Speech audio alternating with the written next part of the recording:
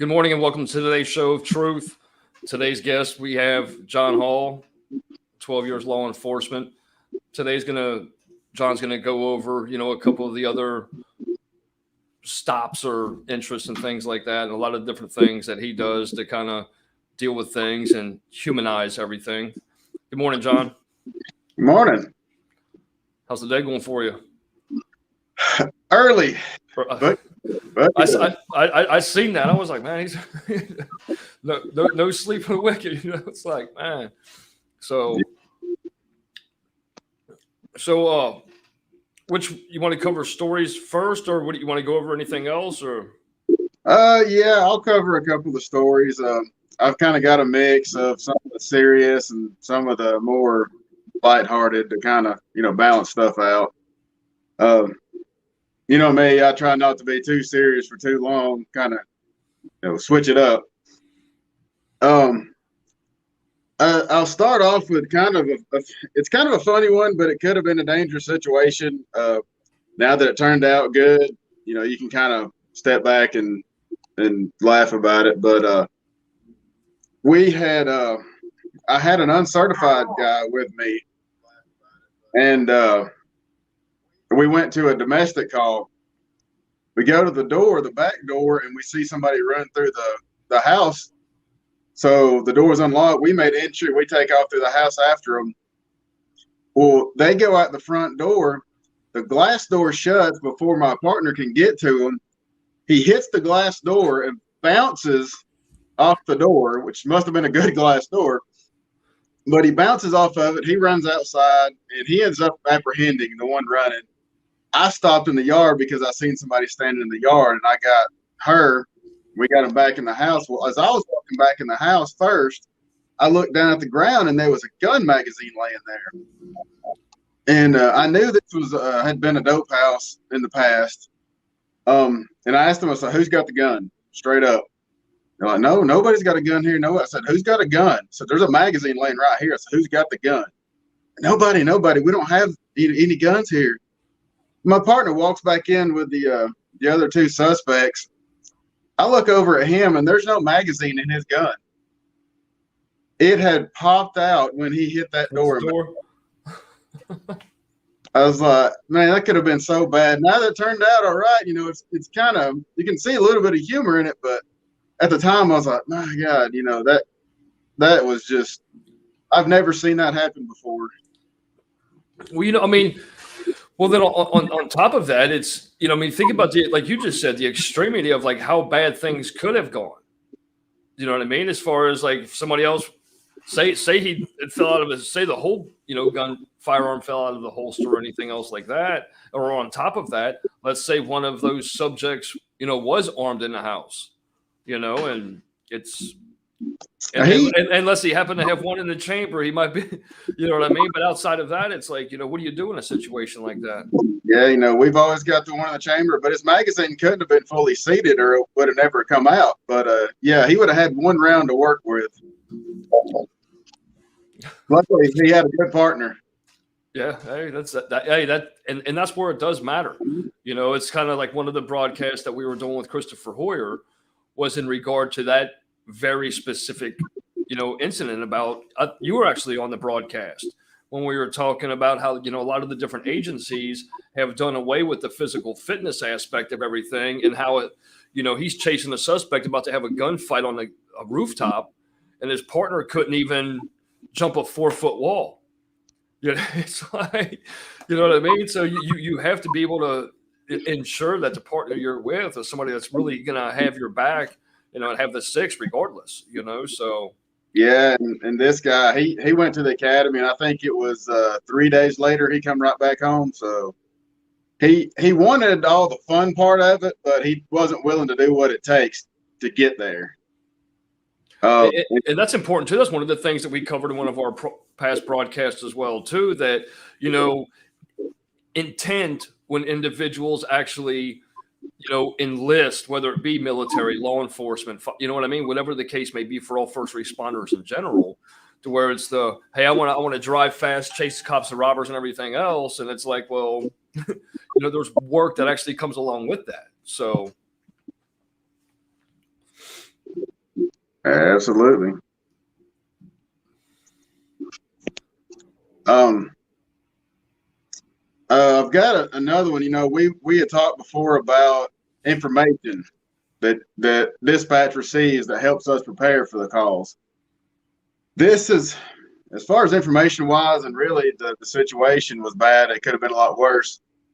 But when I worked for the sheriff's office, we got a call out in the county, and the only information we had, and up to the point we actually arrived on scene, is a woman shot her husband.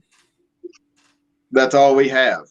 We don't know if it was self-defense. We don't know if she's waiting for us to show up, you know, and open fire on us. So it's calls like that that really just suck because you really don't know what you're going into, but you know it can be something bad. Obviously, somebody's already been shot. You know, I mean, that's a great point. You know, and a lot of individuals don't even look at it in that context because, you know, was it self-defense? Did she shoot her husband out of, you know, defending herself, or is she in just some kind of panic rage to where now your life, your partner's life, or anybody else's life is in jeopardy? Oh yeah, it can be, you know, one of those. You know, we got into a domestic. I got pissed off and I ended up shooting him. Well, now I know I'm going to jail, so I'm going to take out whoever comes up here to try to arrest me.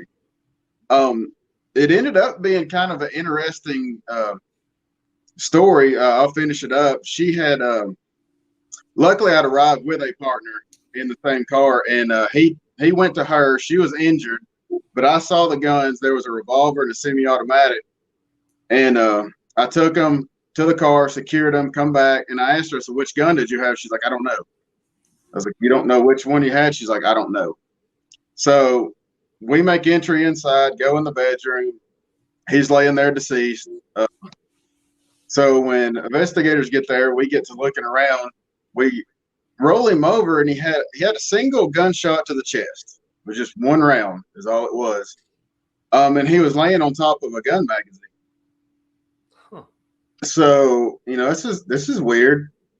Come to find out, what it appeared she had done is there was a history of domestic violence, but it was never reported.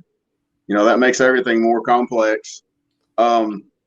It looked like he had assaulted her. He had grabbed the gun, and she said that he had threatened to kill her, that he had grabbed the semi-auto and it wasn't chambered.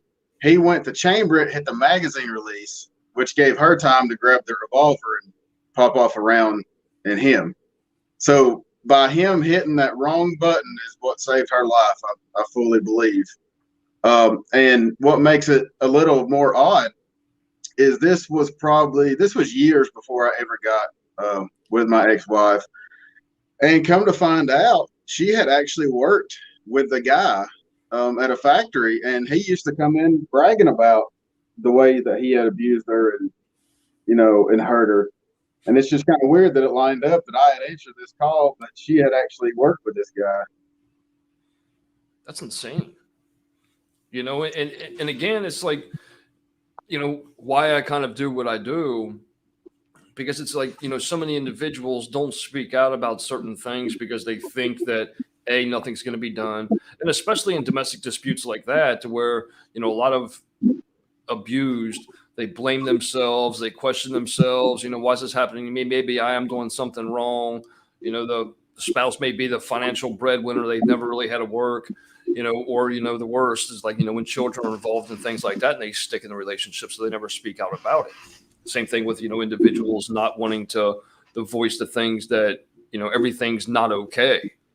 You know, so in, you know, not having those types of information going in, you know, having known that, you know, it's, you can, I'm not going to say you can stand down, but you can be a little bit more standoffish in your approach, you know, knowing that situation. If it would have been like when she was talking to dispatch, like, hey, you know, my husband was, you know, attempting to shoot me and I, you know, fired back, whatever the case may be, because of long-term, you know, domestic disputes and everything. So, Yeah, and you know, you said about breadwinner and stuff in the relationship. This wasn't a domestic situation. I had a woman. She was in her somewhere in her mid-60s, I think. And just to make the point of this, is her husband passed away, and she was depressed. Is how I came in contact with her. But the point of this is, she said that he had always done everything for her. She said she literally did not know how to go about life on her own because he had always done everything for her. So, nobody really considers that that actually happens with some people, and that could play a role. Well, I don't know what I would do without him, so I've got to put up with what's going on. And that's huge. That's huge. It really is. You know what I mean? And it's just, and again, it's the humanizing aspect of what you do and every other law enforcement officer does, in that conversing. You know what I mean? That, hey, I'm a person too, and being able to draw that type of information out, because not only will you make them more comfortable, but you can ultimately change the course of their future on how they respond to that, or whether they just step out of the relationship altogether. To better themselves. So. Yeah, and there really needs to be a lot more. I don't know about bigger cities, but there needs to be a lot more resources for um, domestic abuse victims trying to get out of relationships, having somewhere to go, somewhere to try to help them, start over or whatever they need. Because a lot of them do feel, hey, this is where I live, this is all I have. I can't, I have nowhere to go. I don't have anything once I leave this relationship. Yeah, and I mean that was one of the nonprofits that I was starting up in Cincinnati, Ohio. That's what it is specifically for when law enforcement responds to a domestic dispute, especially if there's children involved, that there's a transitional home to at least house them and have a safe keeping, because even if significant other, I mean, and men get abused too. I know a lot of people laugh about it and thinks it's a yeah, right, yeah, right. But I mean, abuse is both sided. Excuse me, but it's having that place to go, because then they get stuck in there. And even if the significant other was detained, then they have to go through the steps of protection orders, or if they're bonded out immediately, or whatever the case may be. Because some people, depending on the time of the day that they're arrested, bond can be posted same day. As long as judge could order in certain instances like that on what the bond or bail would be. So Yeah. Here they usually have to stay 24 hours, which does help things, to try to get rid of some of that animosity. But if there's a history of abuse, then they're gonna end up right back in the same situation if they don't have the ability to change something on their own, or them to make the point to reach out and get what they can to try to change the situation. yeah, because I mean, and a lot of individuals don't realize it, that it's human conditioning as well too, to where if you're conditioned yourself to that being the normal, it's kind of like as a child, if a child's growing up and they're watching mom or dad beat each other's face in, that's a normality that just develops in the course of time on how one is supposed to treat the other. And Oh, I preach that to people. What your kids are seeing growing up is what's normal to them.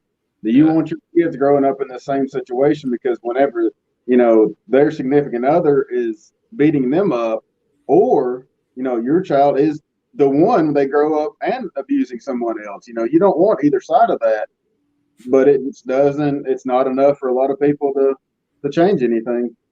right. And a lot of times it's when it is viewed, it's viewed as the boys, witnessing, the father, abusing the mother. But a lot of individuals don't realize that, the girls, when they're seeing their mom getting abused and staying in that relationship, that's normalizing that type of relationship for them as well. So then if, later in life, when they get into a relationship and then now they're, in an abusive relationship, they really think it's normal. It sounds stupid and unbelievable, but that's just how human conditioning works, to where that was the normality that they seen to the progression of their life. Now that it's being sustained within their own life, it's like, oh, well, I guess this is the way things are. Yeah, they're used to it. So when they do get abused, there's no reason for them to really think that, this is the reason I need to get out of this relationship. Oh, this is part of it.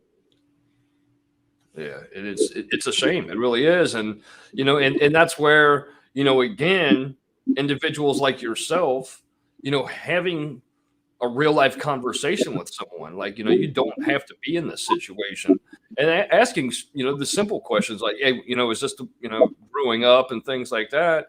A lot of people, you don't have to get too personal with an individual, but sometimes, you'll find the answers that you need for a report. As far as we detained the subject, the spouse, significant other, whatever the case may be.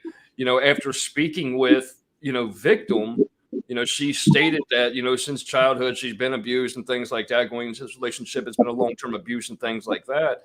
That way, upon trial or what any other kind of caseworkers that may get involved, proper methods, proper steps can be taken, and it opens the eyes for individuals like you were just saying about actually creating these programs, creating these facilities that will be able to house individuals that feel that they're trapped or that they have no other way out.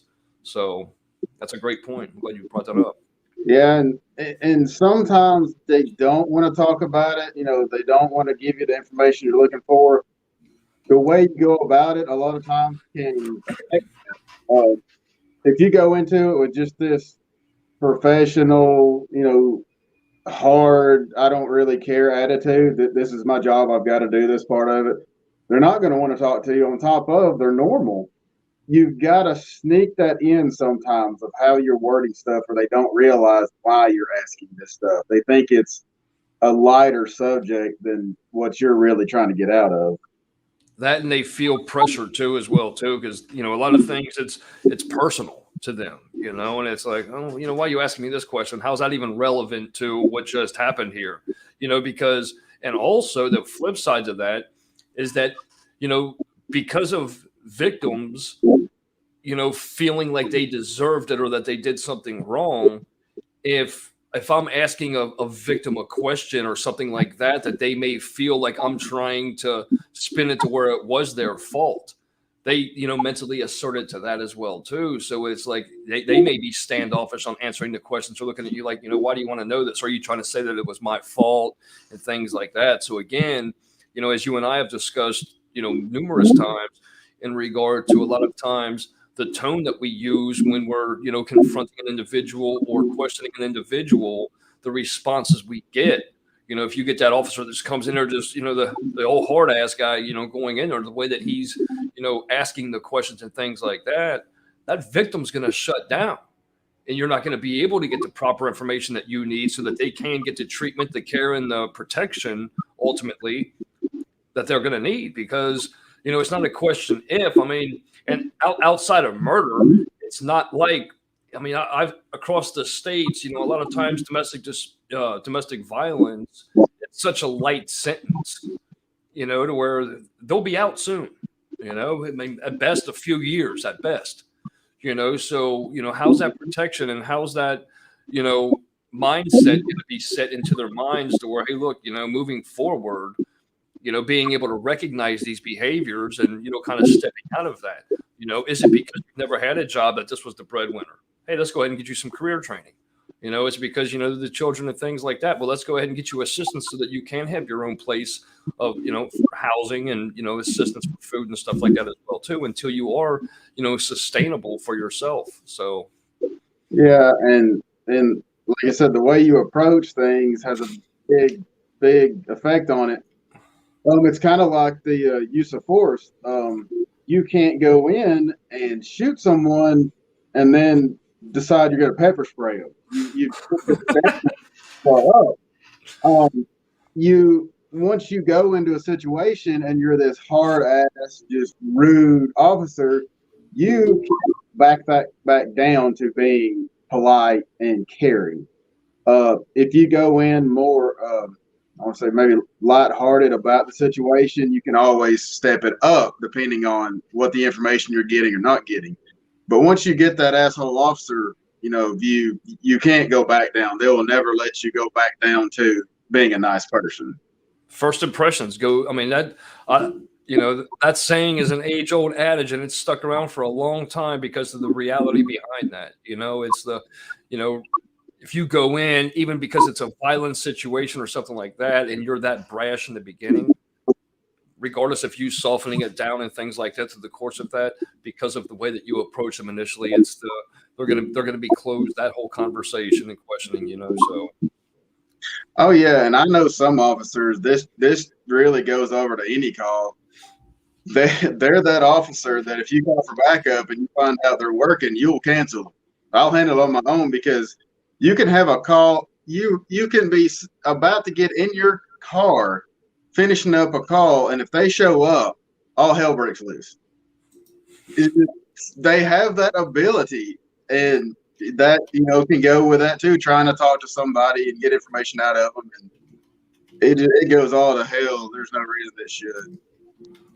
Yeah, and it's again controlled situations and things like that. That if the way I present myself to someone, ultimately is going to affect that outcome. And then it isn't even just affecting the outcome; it's the obtaining of the proper information, the correct information of how I'm going to file my report. If they're only giving me half of what really happened because of just how I'm just like, are you sure that's really how it happened? It's going to be like, well, you know what? Yeah, just whatever, man. So yeah.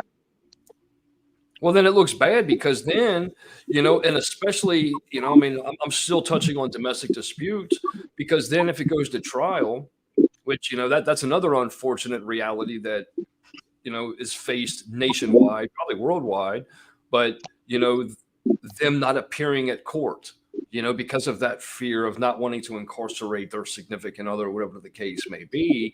And then if you have, asshole, Officer Bagby going in there and they just give me a portion of the story or they just tell me some things to just try to get it going on. All of a sudden they get on the stand and the police report that, prosecuting attorneys or whatever, have, and it contradicts or there's new things added in.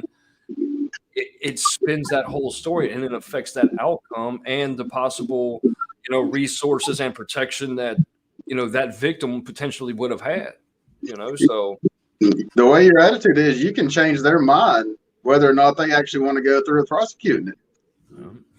You can, the way he treated me, I don't even want to deal with him anymore. I'll suck it up and, deal with my own situation now and leave it like that is. I don't even want to have to see him again.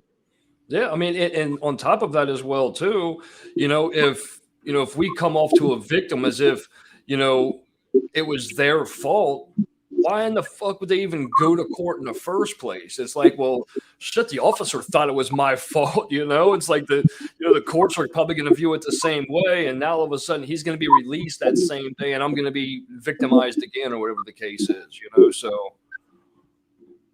Yeah, it can be a very, very tricky situation. That's why you got to be aware of how you're treating people. Yeah, so.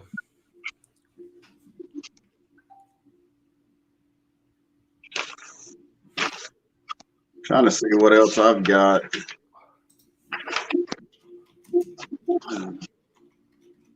Stuff laying everywhere. And here's one. I know my rights. Well, if you tell me that, you probably don't. I had a guy. It was a dirt bike pursuit, actually, and the guy wouldn't stop. I finally just cut him off and got him stopped, jerked him off the bike. Bike fell over. Well, apparently the guy that owned the bike was right behind us, and he jumped out and he's raising hell about the bike and this and this and this, and this is out of your city. This is a county road. Right, but it's in my jurisdiction. It doesn't matter if it's a county road, state road, whatever. It's still in my jurisdiction. So now I can still take you to jail for the way you're acting. Well, then he walks over in the ditch beside the road. Well, I'm on private property. I can still arrest you on private property, and you're actually still on city property. I mean, it's just like he thought that he knew exactly how to get out of it, and it was nowhere near what it should be. And I dealt with the same individual later. It was a domestic, and they showed up at the gas station. And I went inside, talked to the female, decided that he needed to go to jail. When I come back out, I was like, "You need to step out of the vehicle for me." No, because then you can arrest me. I can arrest you in the car too. Take your ass out of this car and arrest you if you'd rather do that. I mean, I don't know where this stuff comes from. They think these little loopholes exist, and they are nowhere near what they think they are. Well, they watch them little YouTube videos where people are holding their phones and asking, "Officer, oh, what's your badge number?" And oh, hey, it's my right that I don't have to do it. They watch them YouTube videos and they try to make their own little gig. Like, I don't have to get out of my car. You definitely do. Come on. Yeah, and I've never understood what's your badge number. Why does it matter? You got my name. Yeah, it's, But I'm pretty sure they know me by my name and not just my number at the police department. It's not going to make a difference. But they think because they've seen it, that's the way you should approach it. That's what you need. yeah, it's I don't know. I'm not going to say it's comical because it is a shame because again, it goes back into, the things I say almost every day in regard to, the media's fault in all of this. Portraying certain things as, the criminals being the victims. It's the most insane fucking display anybody could do. I mean, it really is like, the criminal is the victim here. Yeah. And they can tell a story, be telling the truth, but it's the way they present it is the way people think. There was a situation, and they want to throw in teenagers.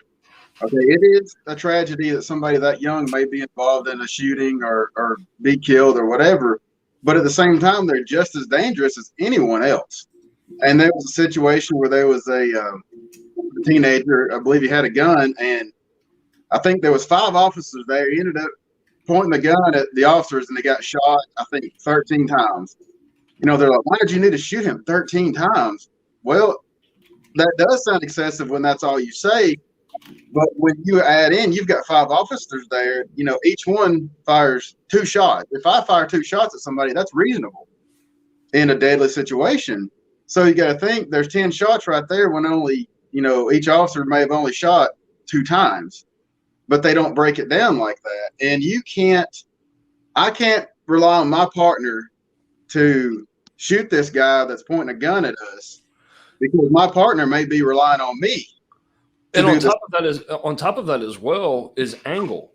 You know what I mean? So, if I'm over here and there's an obstruction to where, as long as there's not a potential innocent bystander there, if it's just that obstruction and I still have visibility of subject, and if I fire off my rounds and you're on the other side, you fire off you may be at a better, angle and, just perspective rather to subdue subject rather than to allow them to continue to open fire. Because again, everything's always going to roll back to hesitation factor to where if I'm standing over here, even though I have an obstruction right there, if I don't take that shot, that gives him that extra second to fire around at you, I ultimately just cost you your life, or if there's a civilian, in the vicinity or whatever the case may be. So it's just, and it's the hesitation and the reaction time.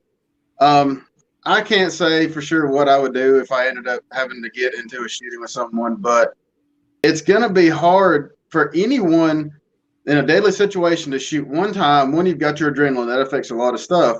But to shoot one time in a potentially deadly situation and then reevaluate, did that shot do the job? Did it neutralize them? Oh, shit, now they're shooting at me. You've got to do it to the point that you've neutralized the threat. Not that you've killed them, but you've neutralized the threat, that they're no longer a threat to you or someone else. But when even falling, somebody can still, start firing off the round. So, you do want, like you just said, neutralizes.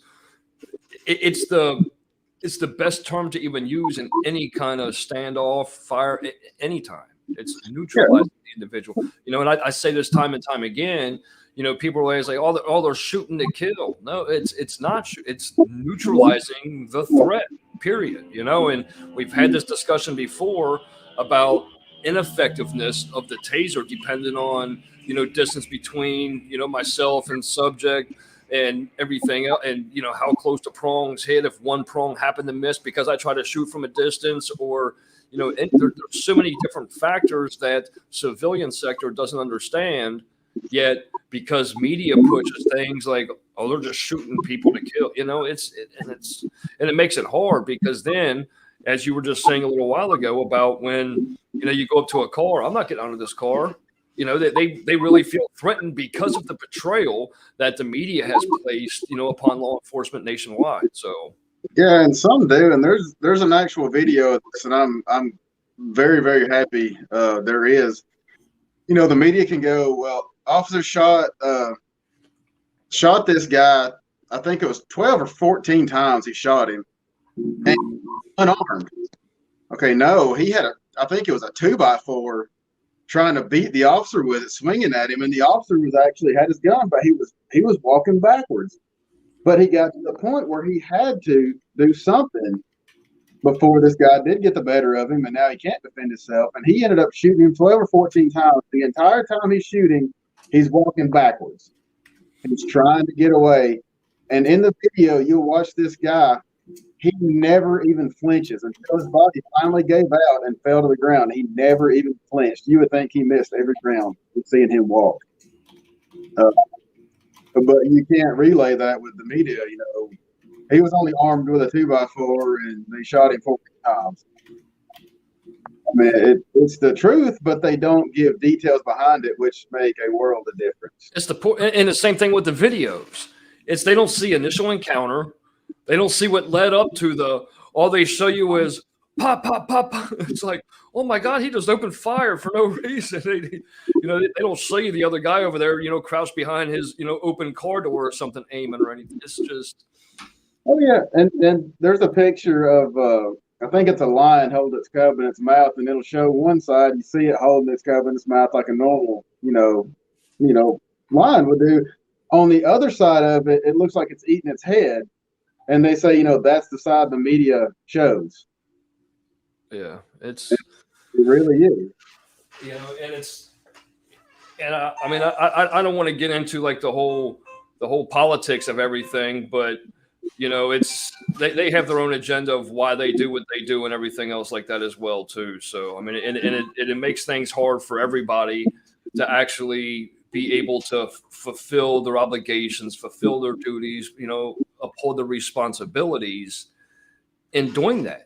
And so Chris Gregorio, I'd like to introduce you to him one day as well too.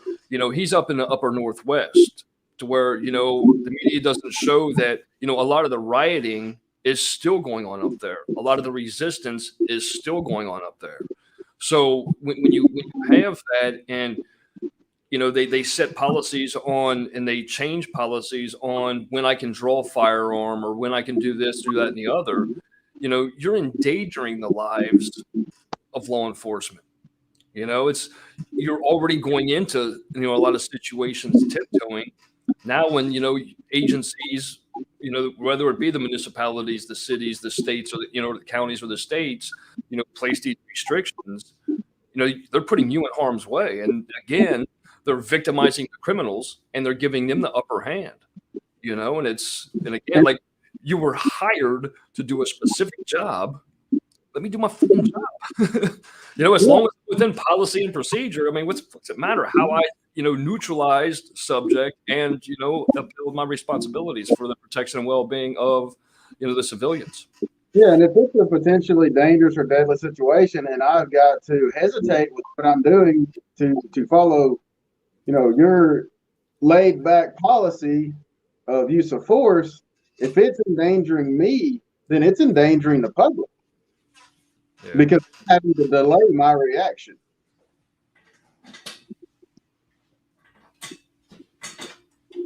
So just about anything that would endanger the officer because of that would endanger the public, because you have to delay your response. And if they can hurt me because of that delay, they can hurt anyone else at the same time.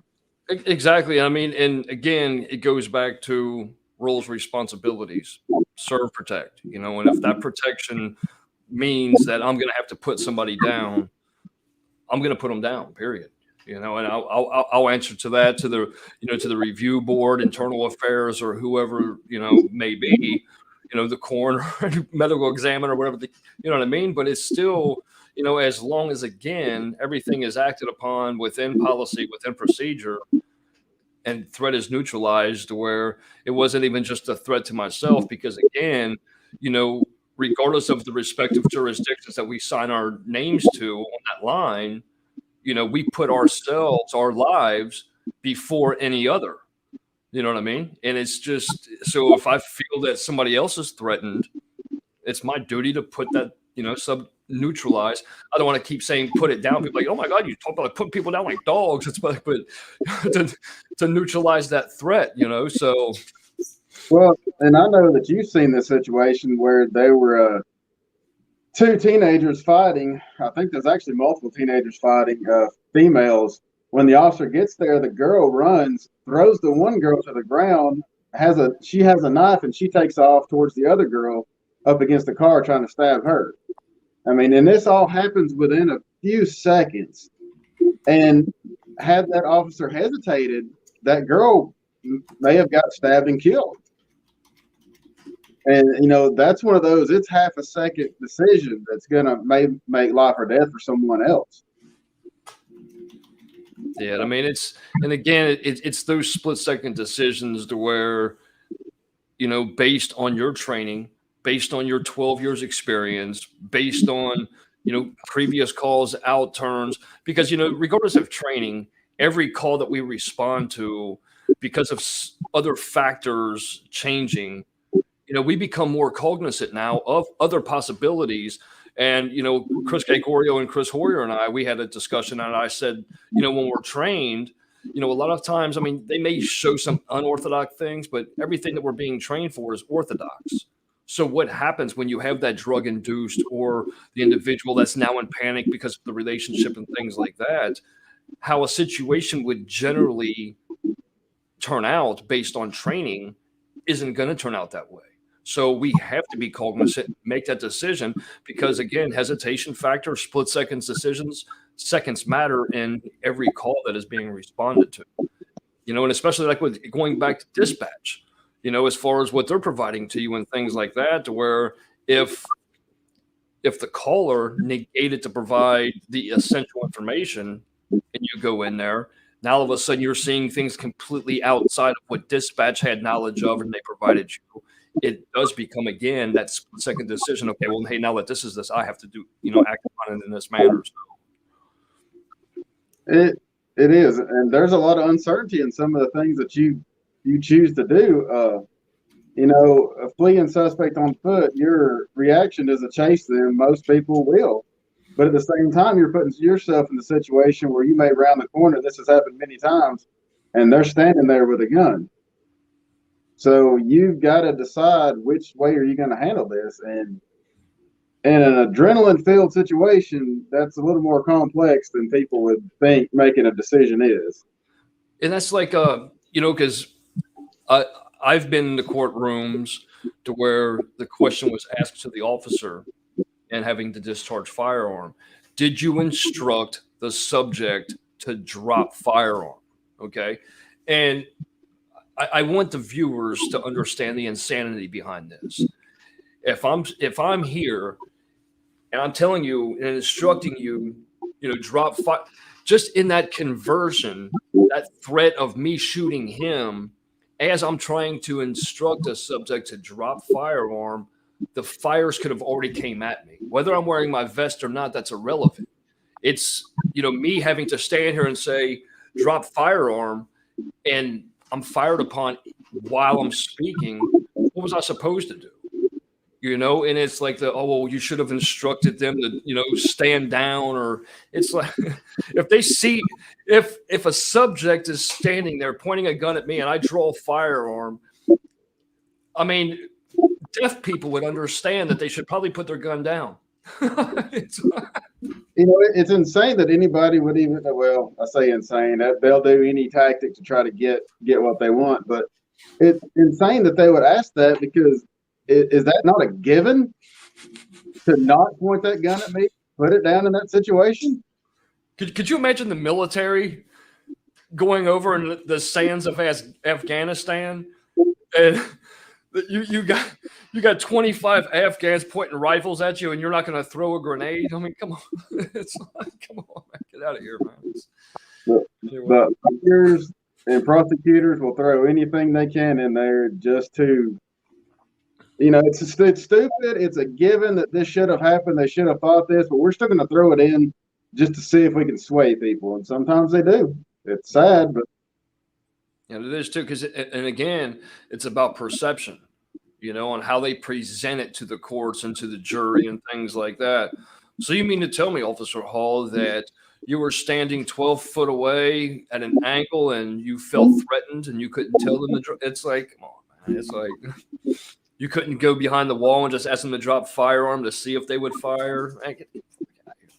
It sounds good, just like engineers. Hey, it sounds good on paper and everything else, but until you're in a real life situation where those seconds matter, it's like, you don't want to be like, shut the fuck up and let me do this. But in the same sense, in the back of your head, it's like, are you seriously asking me this question for real? Yeah, exactly. And one thing I have learned though is when you're on the stand, you answer that question and that question alone. Yes, sir. No, sir. You got anything to add to that? No, sir. The more you talk, the more it gives them to work with and use against you. Yeah, it's I've had a lawyer kind of try to make me look like an idiot, and he may have, and I don't care.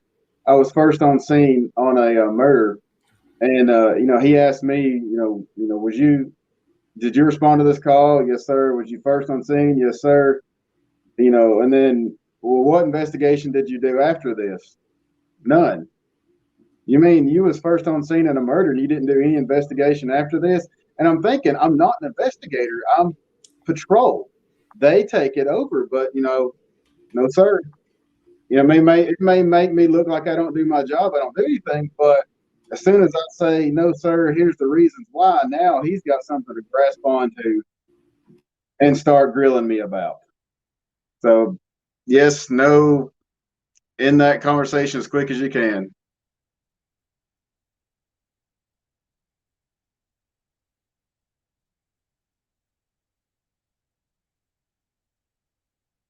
Whoops.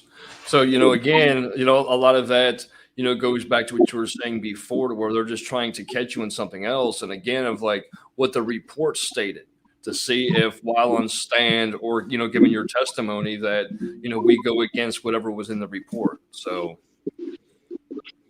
Yeah, you've got to be careful with stuff like that because they can trip you up and it sound completely different than what it really is. I'm telling the truth. This is the way everything's been written out. But now you've tripped me up and you're making these jurors start to doubt me. Even though I know exactly what I'm doing and everything's written down correctly, because the way you made me answer this question, now they're going to start doubting my abilities and the way I handle the call. Yeah, and second guessing, again, it isn't even just like the courts themselves. It's like the second guessing of the superiors and supervisors and things like that as well too. That, hey, we start second guessing ourselves. Like, am I even really doing the role that I'm supposed to be performing and things like that as well too. So, it plays a large effect on it. Oh, absolutely.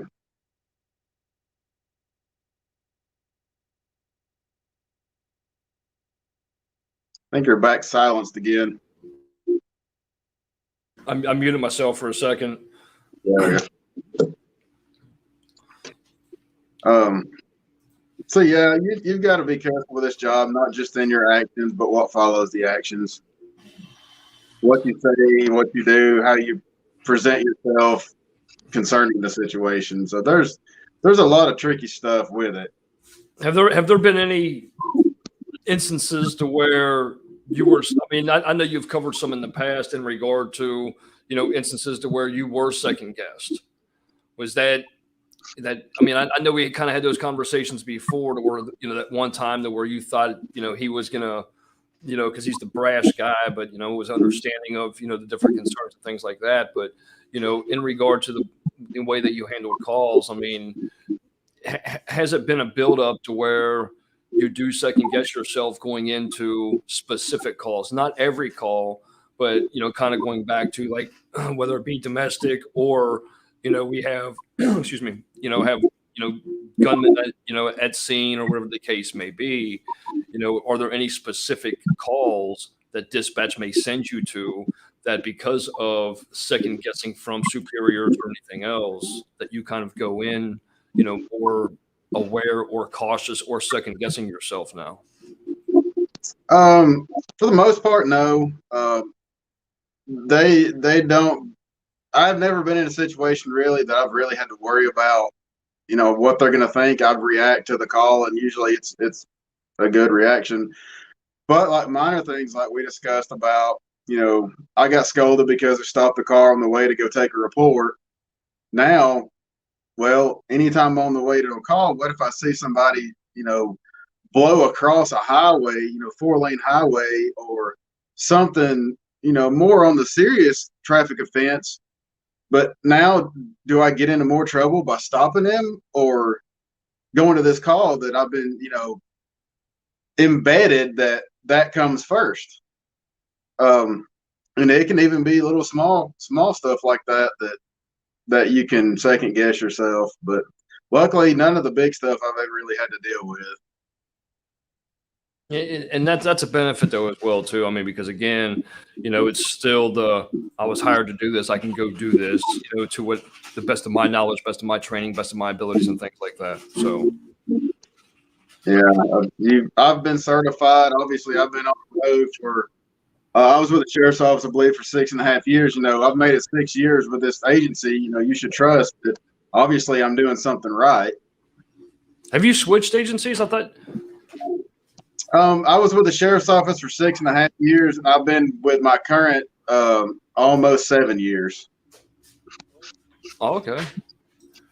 I took a little break. I remember you took that leave. I thought you went back to this whole time. I've always thought you went back to the same department. Yeah, no, the one that I'm at now, the chief actually came to me. We're about to have an opening. I know you. I know how you work. I know your attitude. I'd like you to come work for me.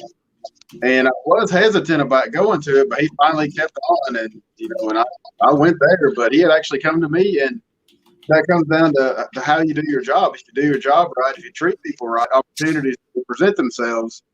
Versus if I had a bad attitude or didn't, handle calls badly, obviously he's not going to come to me wanting me to work for him. 100%. But I mean, and again though, it shows with your integrity, which we all have to have, the character and things like that of being able to address certain issues and being self-reflective, self-aware of certain things that I may have to address in my own life to help me fulfill this role to the best of my ability. And you did that. I mean, and you've shared that with all of us, multiple times and things like that. I commend you for that. And, I'm sure that the department as well recognizes, that very reality, opposed to somebody coming in there. It's kind of like the conversation we had that where when we are asked that question, if need be, will you draw a firearm? Okay. Now, if need be, will you fire and, put subject down? Everybody's just checking the box. Yes. But then in conversation, it's like, I know I'll never draw my firearm. It's like, well, what the fuck do you even sign up for? So. Yeah. And that just kind of reminded me of a guy that my dad worked with, which my dad, he retired 27 years with the sheriff's office. And even though he said after 25, I'm out the door. Yeah. And then he's like, well, maybe we'll think about this. But he had one of his guys never wore his vest.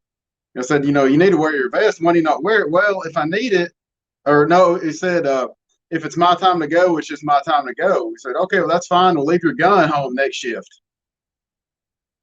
Either that or just, I mean, why even wear the belt? Why even take a taser or anything else? If you really feel, hey, it's my time to go, it's my time to go. I'm not going to wear my vest.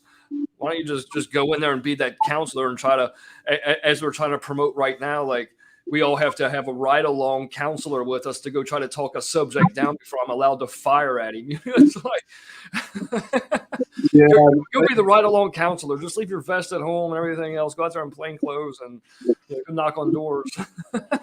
Exactly. That's just some people's train of thought just blows my mind. It's insane, man. It really is insane, and it affects, and another thing too that is kind of like out of sight, out of mind to a lot of individuals as well is that, as individuals watch the news or even update it within our own districts or, respective jurisdictions, it's the, following what's going on a lot of times puts us at hesitation factors, and it changes a lot of the ways that we progress in the duties, responsibilities that we perform, and everything else as well too within law enforcement. So, and I've actually I had an incident. I haven't had to use a taser too many times, but I had an incident that was the exact incident was actually brought up and used in the taser classes after that. That this is a almost this is a perfect example of when and how to use a taser properly. The guy I thought he threw a punch, but it ended up he threw a brick-sized rock at my face. I could have reached out and touched him. It was so close. And this dude should have been a major league pitcher because it was hard. It was really hard. But he threw some punches, took off running, and I tased him while he was running. And this is something for people to think about. When I tased him, it worked. He stopped. His feet went up over his head. And he went face first in the asphalt, which is kind of a funny sight if you think about that happening. I remember you telling me about that one because we said about the ridiculousness where somebody does that scorpion that as soon as you hit him, he went face first and back over and like legs straight in the air. And but here's something for people that's watching to think about.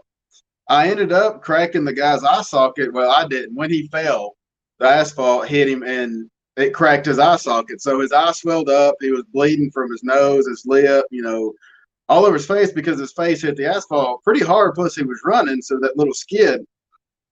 But because I used a taser on him and that happened, that was kind of looked at as okay, and it was completely reasonable. But had I caught this guy and I started swinging on him and I busted his nose and that was it, that looks worse than the injuries that happened when this did occur. So that's another tricky thing that you've got to work with. It looks more violent with less of an injury, and that's just the way people take it. Yeah, and it's like, hey, you're lucky to be alive. Especially when there's like somebody swinging a brick-sized rock at your face. You're lucky I didn't put you down. I keep using the word "put you down," but it's neutralize you, rather than just slamming you on your face. So you kind of turned out in a better situation than what could have been. So yeah, he got hurt worse than could have been with a more minor action. No, yeah, maybe so, but he could have got hurt a lot worse by complying. Yeah, and I've been told before, but that probably would have been an easily justifiable shooting had I. And he had more rocks on him that he could have used. Who walks around with bricks in their pocket? That guy. Obviously. Yeah, man. He was mental. He was very mental. They actually shipped him off out of state to committed him. You said I think if I'm not mistaken, I think you said it's been like 5 years or something like that he's actually still in that mental, hospital. So obviously, you did the community a justice by, doing that, regardless of how you had to neutralize, said subject and everything as well too. So yeah, I found out that he had actually assaulted people before. I just wasn't aware of it. So he was really even more of a threat than what I considered him at the time. I knew he had mental issues, and I really should have addressed that situation to start with differently, but I didn't. And it's like you said, it's something that you use later on, your experiences and what you did and didn't do and how it turned out. Now you can use that on these new calls of how to handle situations or what to think, before you react. Awesome. And that's so vital as well too, because again, playing in the mind of what is going to be the best case scenario to neutralize this in an effective way, timely way, and with less, disaster, happening and everything else as well. So, and I know we're like getting close to the end right here. Is there anything else you want to cover real quick, or? Um, I think I'm not sure if I discussed. Did I discuss the gentleman I had to do CPR on that didn't make it with the where he had been a prior police officer? No. Um, I know it came up when we were talking with Kayla about CPR. I didn't, goes back to the memory thing, but um, I had to do CPR on a guy, and that plays into what we talked about before. I discovered him at the same time the family did.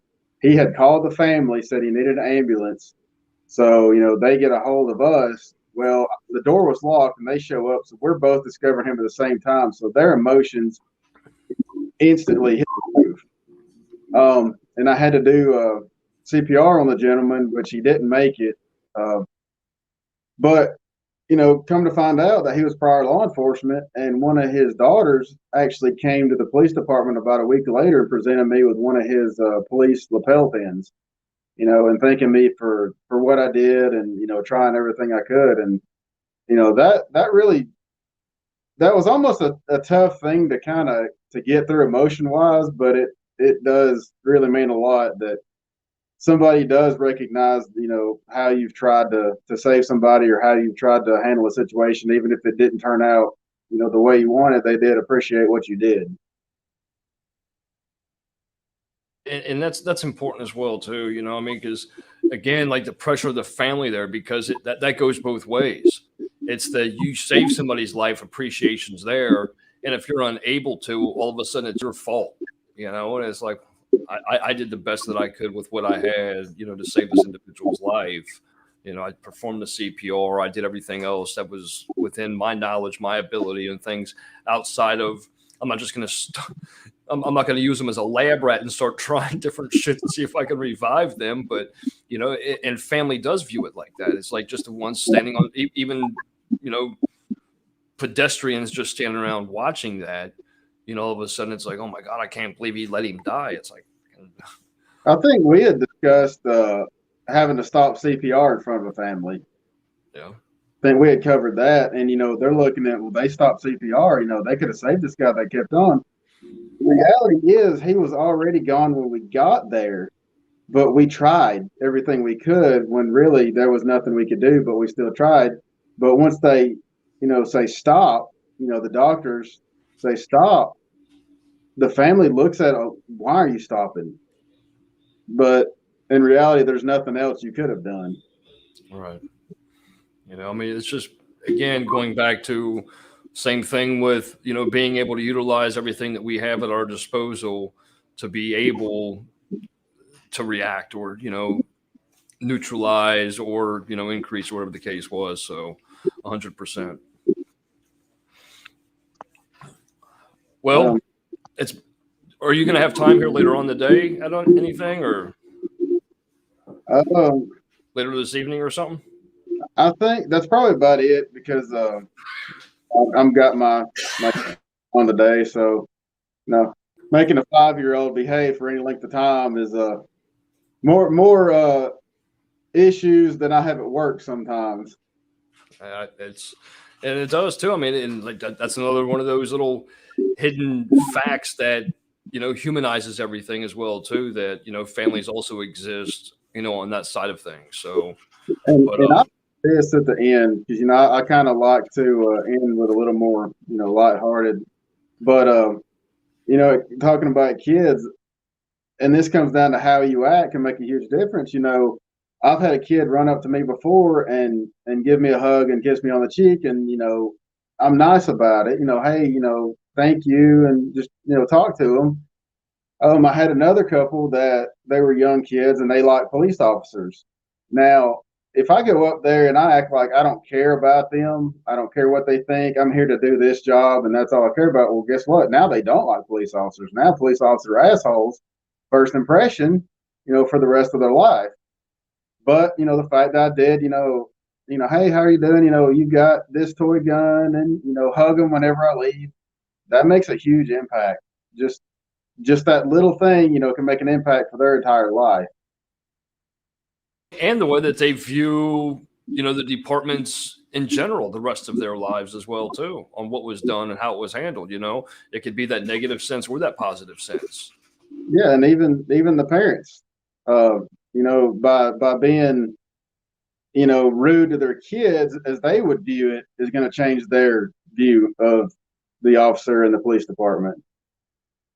And on top of that, too, it's one of the things that either drives individuals to join or deters them from even wanting to provide that service of something that, ultimately they would have succeeded at. So, absolutely.